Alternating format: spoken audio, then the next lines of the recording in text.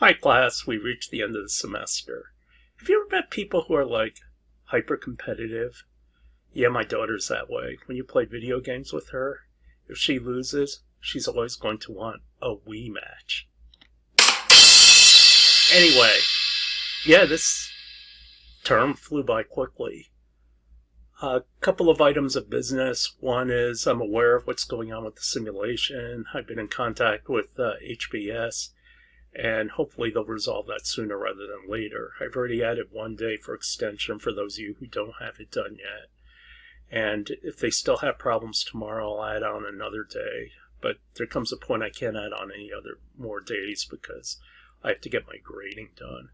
If that happens, then I'll start looking at the curve and where everybody is. If you're thinking you're going to be in trouble or something like that, please let me know and we'll work something out. The PMP, yes, you have the PMP coming up, is only for the grad students, for the 570 students. And that's because I have to distinguish between the two. So I decided to go with an exam. Now, what about you 470 students? If you want to take the PMP, you can take it for extra credit. Here's how the extra credit works. Whatever grade you get, if it's higher than your grades on the 2 quizzes, it replaces both quiz grades. Now, what if it doesn't? Well, you get extra bonus points on both quizzes, up to 5 points, depending on how well you do on your PMP exam.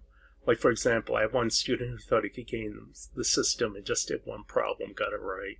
And it's like, oh, now I get 5 points. No, you kind of have to earn the points. Anyway, the last thing I'll say is please fill out your student evaluations. The reason why I'm imploring you to do this is because I'm kind of getting hammered, because normally I say, oh, I don't care, do what you want. And that actually is my attitude, because this is supposed to be voluntary. So your teachers who give it to you for extra credit or something like that, they're not supposed to do that. They're supposed to be purely voluntary on your part. On the other hand, if students don't fill it out, then yeah, they're not particularly happy with you. And not only that, but the results start to become meaningless. Like, for example, one class I got a perfect grade of a 5. Woohoo! Well, one student filled it out. It also works the other way. In one class I got a rating of a 1. It's like, oh my god, what a terrible course. And then I pointed out, well, wait, there's only one person filling it out. But anyway, this isn't just for me, but it's also for your other professors.